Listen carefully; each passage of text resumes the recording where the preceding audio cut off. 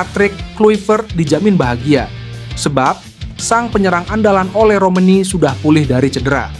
Ole Romeni sudah berlatih keras di lapangan. Tak hanya berlatih fisik, penyerang 25 tahun itu juga sudah menendang bola. Tak tanggung-tanggung, pelatih fisik timnas Indonesia Quentin Jacoba yang langsung mengawasi langsung penyerang Oxford United tersebut. Apakah ini pertanda Patrick Kluivert memanggil Ole Romeni? Medio Juli 2025, Ole Romeni mengalami cedera di Piala Presiden 2025 saat sang klub, Oxford United, menantang Arema FC. Saat itu, Ole Romeni ditekel gelandang Arema FC Paulinho Mocelin di awal pertandingan, tepatnya di menit 15. Setelah cedera itu, Ole Romeni langsung dibawa terbang ke Belanda untuk menjalani operasi. 2 bulan setelah menjalani operasi, Ole Romeni comeback ke lapangan hijau. Ole Romeni merupakan penyerang andalan timnas Indonesia era Patrick Kluivert. Bahkan di 4 laga awal Ole Romeni bersama timnas Indonesia, seluruh gol skuad Garuda saat itu dicetak Ole Romeni. Satu harapannya, Ole Romeni segera pulih dari cedera. Ia diharapkan muncul sebagai ujung tombak saat skuad Garuda menantang Arab Saudi dan Irak di babak keempat kualifikasi Piala Dunia 2026 zona Asia pada 9-12 Oktober 2025. Ole Romeni sendiri sudah meminta kepada Patrick Kluivert memanggilnya untuk laga melawan Arab Saudi dan Irak. Satu lagi calon pemain naturalisasi siap memperkuat timnas Indonesia, kali ini dari Jerman. Ia adalah Laurin Ulrich. Meski belum ada respons dari PSSI, namun pecinta sepak bola di tanah air sudah dihebohkan terkait pernyataan Laurin Ulrich yang berpotensi memperkuat timnas Indonesia saat ditanya kans bergabung dengan skuad Garuda. Walau tak secara eksplisit, namun Laurin Ulrich memberikan kode keras kalau itu bisa saja terjadi. Pernyataan Laurin Ulrich terlontar di tengah persiapan timnas Indonesia jelang round 4 kualifikasi Piala Dunia 2026 zona Asia 8 dan 11 Oktober mendatang. Di laga pertama, skuad Garuda akan bertanding melawan tuan rumah Arab Saudi dan selanjutnya bersua Irak. Meski berat, pasukan Patrick Kluivert harus bisa mengemas 2 kemenangan guna mengamankan langkah ke putaran final Piala Dunia 2026. Stok di lini tengah sebenarnya sudah lebih dari cukup karena Patrick Kluivert punya Tom Hay, Joey Pelupessy, dan Nathan Tijoux Aon. Hanya saja jika PSSI masih butuh tambahan tenaga, ada baiknya segera menaturalisasi Laurin Ulrich. Berperan sebagai gelandang serang, playmaker kepunyaan VfB Stuttgart ini sosok pengatur serangan dengan kemampuan dan talenta di atas rata-rata. Di Jerman, pemain bernomor punggung 8 merupakan satu di antara sedikit wonderkid yang mampu menembus timnas Jerman, mulai dari U16 hingga U19. Hanya saja persaingan ke timnas senior yang ketat membuat Laurin Ulrich tersisih. Mengingat usianya yang masih 20 tahun serta bakatnya yang jempolan, Patrick Kluivert akan mendesak PSSI untuk segera melakukan komunikasi dengan Laurin Ulrich. Pascal Struijk mengantongi izin dari FIFA untuk bisa memperkuat timnas Indonesia, namun dia perlu melalui proses naturalisasi untuk melakukan hal itu. Nama Pascal Struijk belakangan sedang hangat diperbincangkan seiring dengan kehadiran sang bek tengah berusia 25 tahun di dekat Patrick Kluivert.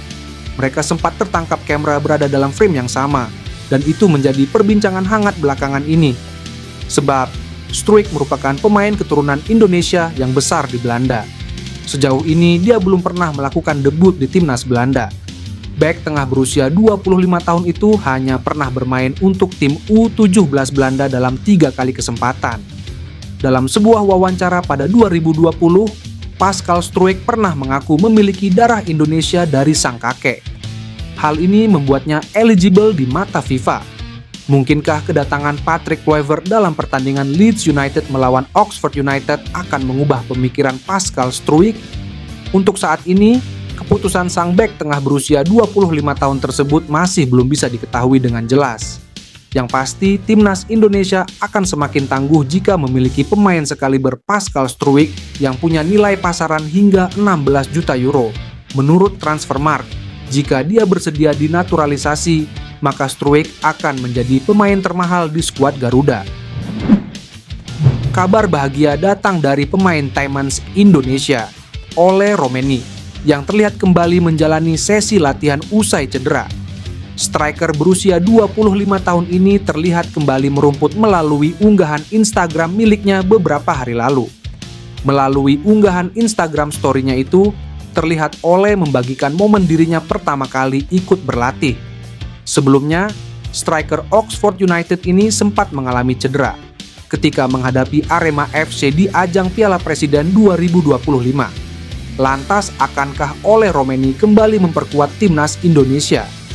Ole Romeni memang sempat absen di beberapa pertandingan timnas Indonesia setelah dirinya mengalami cedera, hingga harus menjalani operasi pada Juli 2025 lalu.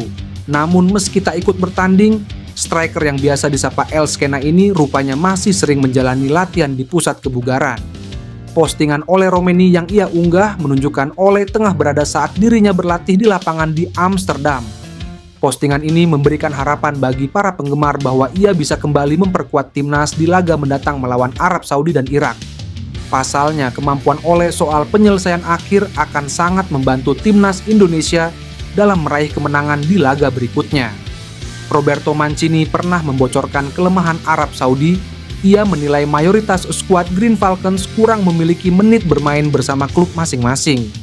Banyaknya pemain asing berkualitas di Liga Arab Saudi memaksa pemain lokal mereka menjadi tamu di rumah sendiri. Akibatnya, personel Arab Saudi kurang greget dan sering membuang-buang peluang. Kemudian, pertanyaan muncul.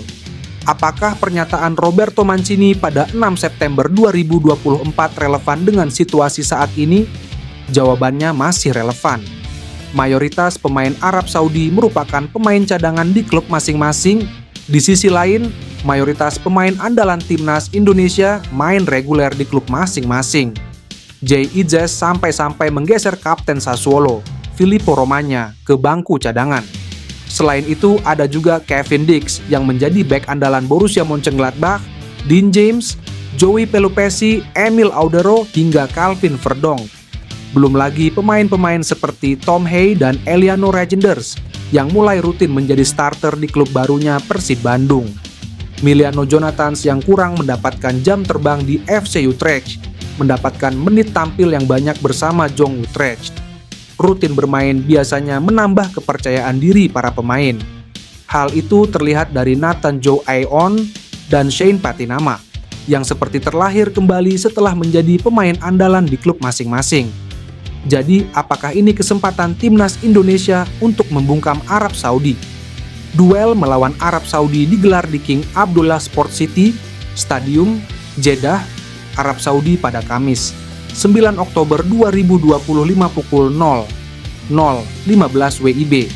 Pasca cedera parah yang dialami oleh Romeni usai menjalani laga di Piala Presiden 2025 membuat PSSI berpikir keras mencari pengganti posisi sang bintang di skuad timnas Indonesia dalam waktu dekat. Alhasil, sejumlah nama pemain berkelas yang masuk dalam daftar grade A pun mulai bermunculan dan siap untuk diseleksi, bahkan menjadi perbincangan hangat di jagat sepak bola. Salah satunya adalah sosok striker klub Serie A Bologna. Theis Dallinga digadang-gadang layak menjadi salah satu pemain grade A pengganti Ole Romeni di timnas Indonesia. Kabarnya, PSSI sedang mengincar striker yang saat ini berlaga di Serie A Italia tersebut. Nama Theis Dallinga kian diperbincangkan karena selain performanya yang ciamik, ia memiliki darah keturunan Indonesia. Rumornya, ia punya darah Tanjung Priok, Jakarta Utara. Lahir pada 3 Agustus 2000 di Groningen, Belanda, Theis memiliki tinggi badan 190 cm. Apabila Dallinga memang resmi bergabung dan proses naturalisasi berjalan lancar, Indonesia akan memperoleh striker bertaraf dunia yang bersaing di Serie A dan telah berpengalaman melawan tim-tim besar.